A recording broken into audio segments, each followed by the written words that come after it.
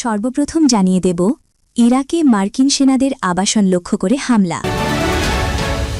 তারপর জানিয়ে দেব, এবার জানালেন নেতানিয়াহু, কতদিন চলবে ইরান যুদ্ধ। এখন জানিয়ে দেব, ইসরায়েলের 10 রকেটও আটকাতে পারছে না ইরানি ক্ষেপণাস্ত্র। এবং সর্বশেষ জানিয়ে দেব, সৌদি আরবের রিয়াদে মার্কিন দূতাবাসে ড্রোন হামলা। দর্শক, এতক্ষণ ছিলেন সংবাদ শিরোনাম। এখন শুনবেন বিস্তারিত জানার আগে আপনি যদি আমাদের চ্যানেলে নতুন এসে থাকেন তাহলে চ্যানেলটিকে সাবস্ক্রাইব করে পাশে থাকা বেল আইকনটি বাজিয়ে দিয়ে আমাদের সাথেই থাকবেন আরও এরকম নতুন নতুন আপডেট সংবাদ পেতে। এখন বিস্তারিত।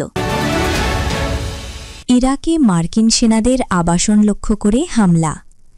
ইরাকের কুর্দিস্তান অঞ্চলের রাজধানী ইরবিলে মার্কিন সেনাদের আবাসন লক্ষ্য করে ড্রোন হামলার খবর পাওয়া গেছে। এই হামলার দায় স্বীকার করেছে সশস্ত্র গোষ্ঠী ইসলামিক রেজিস্ট্যান্স ইন ইরাক। গোষ্ঠীটি দাবি করেছে তারা এরবিলের একটি নির্দিষ্ট হোটেল লক্ষ্য করে এই ড্রোন হামলা চালিয়েছে, যেখানে মার্কিন সেনারা অবস্থান করছিল। এই হামলায় ক্ষয়ক্ষতির বিস্তারিত তথ্য এখনও পাওয়া যায়নি। এদিকে একই দিন সংযুক্ত আরব আমিরাতের দুবাইয়ে মার্কিন বাহিনীকে লক্ষ্য করে ড্রোন এবং ক্ষেপণাস্ত্র হামলা চালিয়েছে ইরান। ইরানের ইসলামী বিপ্লবী গার্ড কর্পস আইআরজিসি দাবি করেছে তাদের নৌবাহিনী সংযুক্ত আরব আমিরাতের দুবাইয়ে অবস্থানরত মার্কিন বাহিনীকে লক্ষ্য করে ড্রোন ও ক্ষেপণাস্ত্রের সাহায্যে একটি জটিল হামলা চালিয়েছে। এছাড়া আইআরজিসি কুয়েতের আরিফজান ঘাঁটিতেও ড্রোন হামলা চালানোর দাবি করেছে। এবার জানালেন নেতানিয়াহু, কতদিন চলবে ইরান যুদ্ধ।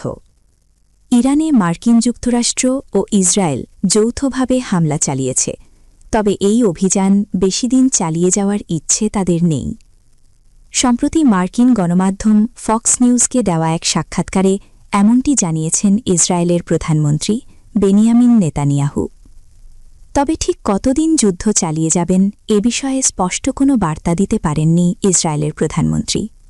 তিনি বলেন, এই যুদ্ধ বেশি দিন চালিয়ে যাওয়ার ইচ্ছে আমাদের নেই।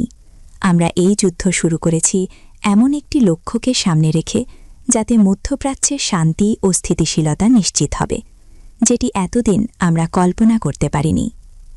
মার্কিন প্রেসিডেন্ট ডোনাল্ড ট্রাম্পের প্রশংসা করে নেতানিয়াহু বলেন, ট্রাম্প এক কথার মানুষ। তিনি সিদ্ধান্ত নেওয়ার ক্ষেত্রে স্পষ্টবাদী এবং যেটি পারেন তেমন সিদ্ধান্তই নিয়ে থাকেন।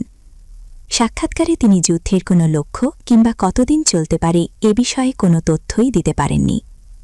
অবশ্য শেষ দিকে নেতানিয়াহু বলেন, আমরা যুদ্ধ শুরু করেছি, বাকি বিষয়টি ইরানের জনগণই দেখবে, তারাই নিজেদের রেজিম পরিবর্তন করে নেবে। এর মধ্য দিয়ে ইসরায়েলি প্রধানমন্ত্রী ইঙ্গিত দিলেন যে রেজিম পরিবর্তনের পরিবেশ তৈরি করার জন্যই মূলত আমেরিকা ইসরায়েল এই যুদ্ধ শুরু করেছে। এদিকে ব্রিটিশ গণমাধ্যম ডেইলি মেইলকে দেওয়া এক সাক্ষাৎকারে মার্কিন প্রেসিডেন্ট ডোনাল্ড ট্রাম্প বলেছেন, চলমান অভিযান আরও 4 সপ্তাহ সময় ধরে চলতে পারে। তিনি বলেন, এই যুদ্ধ আরও 4 সপ্তাহ প্রলম্বিত হতে পারে, কারণ দেশটি বড়, তবে তারা যতই শক্তিশালী হোক না কেন 4 সপ্তাহের বেশি সময় লাগবে না। উল্লেখ্য, প্রযুক্তি, গোয়েন্দা তথ্য এবং সামরিক শক্তিতে যুক্তরাষ্ট্র ও ইসরায়েলের আধিপত্য তাদের দ্রুত ও নির্ভুল আঘাত হানতে সক্ষম করেছে, কিন্তু ইরানের জটিল সামাজিক রাজনৈতিক কাঠামো, দীর্ঘদিনের মতাদর্শিক ভিত্তি এবং আঞ্চলিক প্রভাব বলয় এসবকে কেবল শীর্ষ নেতৃত্ব সরিয়ে দিয়ে বদলানো সম্ভব নয়। ইসরায়েলের 10 রকেটও আটকাতে পারছে না ইরানি ক্ষেপণাস্ত্র। একটি দুটি নয়, ইসরায়েলের 10টিরও বেশি ইন্টারসেপ্টর রকেট ইরানি ক্ষেপণাস্ত্র আটকাতে পারছে না। ইরান, ইসরায়েল ও যুক্তরাষ্ট্রের চলমান যুদ্ধে এমন দৃশ্য দেখা গেছে। ইতোমধ্যে এই ঘটনার একটি ভিডিও ফুটেজও প্রকাশ্যে এসেছে। ভিডিওতে দেখা যায় জেরুজালেমে রাতের আকাশে উড়ে আসছে একের পর এক ইরানের ক্ষেপণাস্ত্র। বিপরীত দিক থেকে ইসরায়েলে ইন্টারসেপ্টর রকেটেগুলো ইরানি ক্ষেপণাস্ত্র ধ্বংসের জন্য ছুটে যাচ্ছে, তবে কোনো কাজে আসেনি।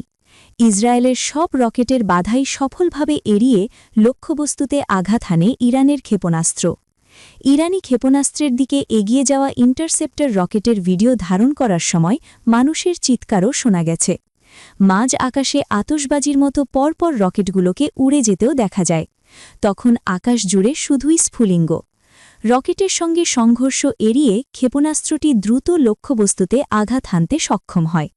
এদিকে সৌদি আরবের রাষ্ট্রায়ত্ত তেল কোম্পানি সৌদি আরামকোর অধীন রাস তানুরা নামের একটি তেল শোধনাগারে হামলা চালিয়েছে ইরান। এতে কারখানাটিতে আগুন ধরে যায়। হামলার পর রাস তানুরা নামের সেই শোধনাগারটি বন্ধ করা হয়েছে। সৌদি আরবের রিয়াদে মার্কিন দূতাবাসে ড্রোন হামলা। রিয়াদে মার্কিন দূতাবাসে 2টি ড্রোন হামলা চালানো হয়েছে। প্রাথমিক অনুমান অনুসারে সৌদি আরবের প্রতিরক্ষা মন্ত্রণালয় বিষয়টি নিশ্চিত করেছে। এক্সে শেয়ার করা এক বিবৃতিতে মন্ত্রণালয় জানিয়েছে, এর ফলে কিছু স্থানে আগুন লেগেছে এবং ভবনের সামান্য ক্ষতি হয়েছে।